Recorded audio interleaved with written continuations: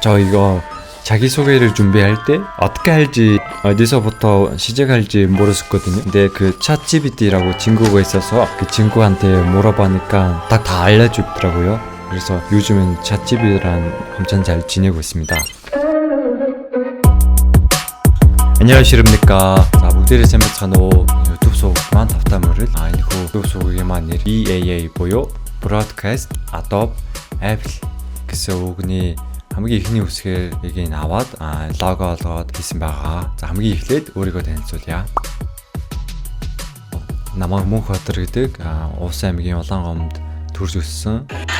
Бид нар гайгүй. Бид гэх. Энэ хідээр ойлгохгүй ч тийм. 6 жилийн турш ажил хийж байгаа. Ажлын туршлагатай тийм залуу байна. Сүмийн техникчээр буюу бродкастинг техникээр нь хариуцаж үйл ажиллагаанууд дээр ажилладаг байгаа. Мөн техник хэрэгслүүдийг бодлож авч сурлуулж хүмүүст танилцуулж зааж өгдөг тийм ажил хийдэг байгаа. Логон дээрээс харсан шиг BAA буюу Broadcast Adobe Apple тэй холбогдлолтой бичлэгүүдийг хүлээн авах. Broadcasting болохоор миний хувьд 6 жил ажилласан учраас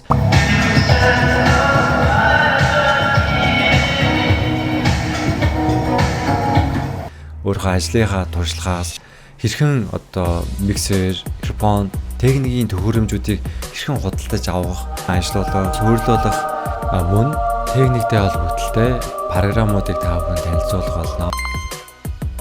Хоёрт нь болохоор дэлхий дээр ютуберуудын бас дизайнеруудын эдиторийн хамгийн их ашигладаг Adobe гэдэг компани Premiere Pro буюу бичлэг эдитлдэг програм, мөн After Effects гэх анимашн интро хийдэг програм, мөн дизайнеруудын хамгийн их ашигладаг Photoshop, мөн Illustrator-ыг та бүхэнд хичээл бэлтгэж оруулах болно. Одоогоор төлөвлөж байгаа зүйл маань Photoshop-ийн 100 хичээл, Illustrator-ийн 100 хичээл, Premiere Pro програмын 100 хичээлийг бэлтгэж хүргэх төлөвлөгөөтэй байна. Тэгээ нэг хичээл маань 10 минутаас хэтрэхгүй байх учраас та бүхэн монгол хэл дээрх юм контентийг үзэнгээ илүү видео эдит, бас дизайн талдаа илүү хөгжөөсэй гэж хүсэж байна.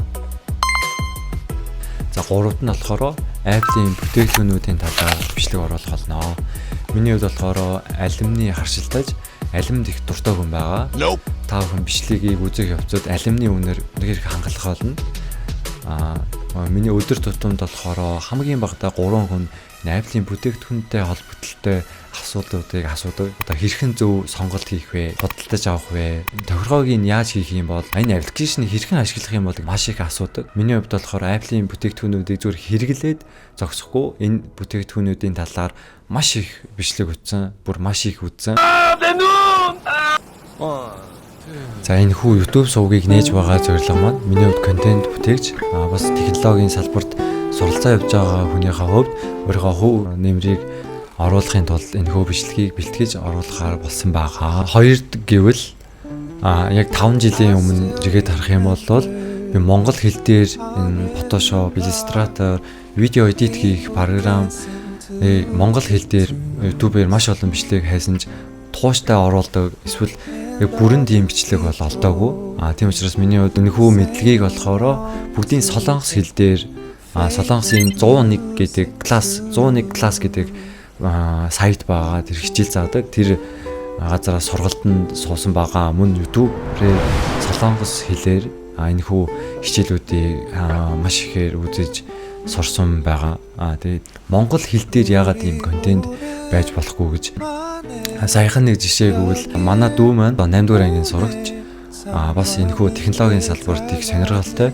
Одоо Photoshop хичээлийг сураарай гэд англи хэл дээр, солонгос хэл дээр хичээлийг дүүгүүрээ маш их явуулж болох ч гэсэн эхний асуудал байгаа учраас тэрхүү хичээлийг сурах боломжгүй байгаа. Тэгмээс монгол хэл дээр яагаад ийм хичээлийг бэлтгэж оруулж болохгүй гэж бодоод маш их бодсны эцэн дээр тэгвэл өөрөө энэхүү олж авсан мэдлэгээ бусдад бас ингэ түгээ яагаа гэсэн зорилготойгоор энэхүү бичлэгийг хийж байгаа. За, гуравт нь гэвэл миний хувьд энэхүү 3 сэдвээр 5 жил 6 жилийн турш маш их бичлэг өгсөн, маш их суралцсан байгаа. Ийм үг байдаг да. Хүнд заах юм бол тэр зүйл нь өөрт нь илүү их үлддэгэ гэдэг. Энэ хүү зүйлсийг миний хувьд маш ихээр сурсан, маш ихээр ашиглаж байгаач бусдад заах хэрэгтэй мэн гэсэн зорилготойгоор энэ хүү бичлэгийг бас хийж байгаа.